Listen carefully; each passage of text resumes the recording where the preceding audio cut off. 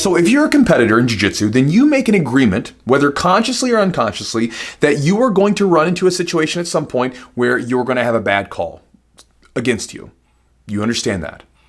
Any sport, it doesn't matter if you're playing basketball, you understand you're going to have some bad calls from the ref come your way at some point. We all just understand that, and it's just the way things are. But I think there's a line at some point, right? There's a line where it goes from being just your average bad call, run-of-the-mill thing that happens to unacceptable, right? I don't know where that line is in jiu-jitsu competitions, but there's a line. I don't know where it is, but it's there. And when you see it, you know it. And something like that happened this past weekend when I was flipping through Instagram. I was just doing a little weekend scrolling. On the weekdays, I delete the social media apps off my phone and I add them back on the weekends if I want to dabble around. But I was flipping around on Instagram and I saw Elisabeth Clay. She's one of the best female competitors around right now. And it popped up and she had this video of her getting her hand raised. And then it was like something was going on, and then like it clipped out, and she came back to the mat, and I looked down at the caption, and basically here's what happened. She competed. She was given 2 advantages from the ref. She had her hand raised. She was done for the day, and she was told to come back tomorrow for the finals. So she was getting ready to come back for 1st and 2nd place. It's a good day. So she's getting ready to leave. The match is over. And a few minutes later, as she's getting ready to walk out the door, the ref and people say, come back. And when she comes back, they tell her, oh, sorry. We should have only given you 1 advantage. And then they raise the other woman's hand and say, she wins by ref's decision. Now, if I'll tell you this, I didn't watch the match. I just watched the video clip and read the comments and the stuff that she was sharing. If I was the coach of the woman who had the bad score, like, my student maybe had some bad advantages scored for the other person and my student lost, and I don't think they should have lost, which has happened before, I would just go, that's the way things are sometimes. That's why we always say don't leave it in the hands of the judges, right? How many bad calls have we seen in like the UFC and MMA events? It happens all the time. But to actually have the finality of the match being done with and then bring that person back and tell them, no, you lost. I don't know. I don't like that one. And let me say it like this. I like the IBJJF. I do. As a guy who started in competing in the early 2000s, mid 2000s in jiu-jitsu, some of those tournaments were absolute shit shows. You didn't know when you were competing. They might move your match around. There were times where I literally had to go to the event coordinator and say, hey, I'm supposed to compete today. And they're like, oh, hey, sorry about that. And you realize that they didn't know what they were doing. So when you go to an IBJJF competition, it's very structured and you typically have a great idea of when you're supposed to compete, and you don't have to show up and weigh in at the crack of dawn, and then you can get there whenever you're supposed to compete. I like that. They run a good tournament. But because they run a good tournament, because they are a prestigious organization within our thing, I think you got to hold them to a higher standard. Right? Because a lot of people, when they come into jiu-jitsu, they're going to look at this and be like, this is the, especially with gi, they do a lot of good no-gi stuff, but especially in the gi, this is the organization, right? And so when someone comes into our martial art, our sport, they're going to look to them and say, this is one of the gold standards. And then when you see something like that, it's like, ooh, that's a bad look for us.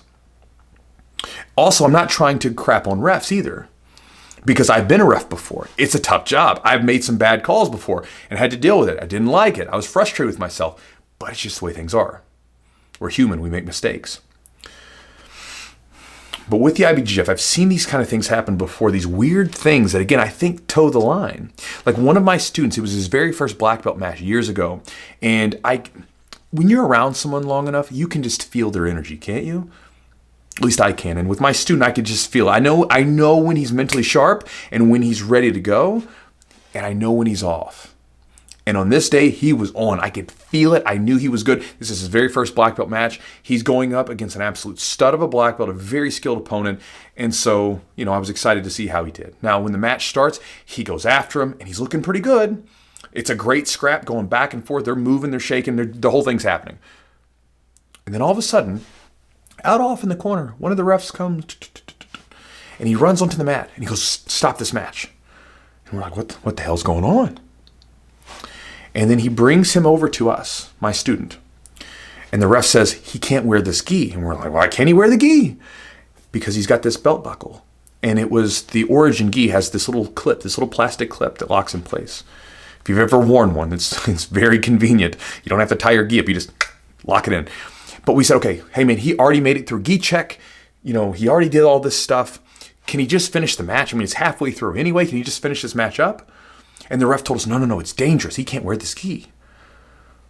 So now my student's opponent is beginning to just sit there and wait and breathe, catch his breath. And then me and everybody else and the student, we're all running around this damn convention center trying to find him another gi. Now we get him another gi, put it on. It's from another guy that's long and lanky, but it's a little bit too big for him. So it's kind of baggy, a little bit too long. He finally gets back on the mat. But again, at that point, his mind was zapped.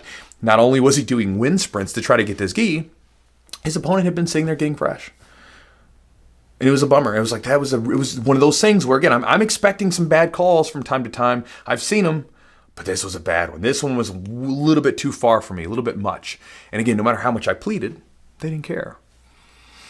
So again, I share this video as a guy who loves the IBJJF, you know, from a competition standpoint, but also sees a lot of people who stop competing in those competitions because of this kind of stuff, where it seems like at times there's certain favoritisms or certain things where the rules are for you, but not for you. It's a bummer though, because again, it's a great tournament. And they do a good job of doing what they're doing. And again, I think it's one of those things where I say these things because I've seen some really bad calls at other competitions, but I say these things because, again, it's a higher standard for them, right? And so I made this video sharing that with you guys. Here's my thing with you that I want to do today. Have you guys ever been to an IBJJF competition or just a competition in general, jiu-jitsu wise, where you've seen a really, really bad call? Like a call that, again, goes past the line of just your average. They got maybe a point they shouldn't have got or an advantage they shouldn't have got where it was really bad. Have you seen something like that happen? Throw your story in the comments below. And if not, what do you think the line is? Just open this up for discussion. Where do you think the line is with having a bad call? Once that bad call goes too far and then it's something that's unacceptable. I look forward to seeing your comments down below. I'll talk to you guys next time.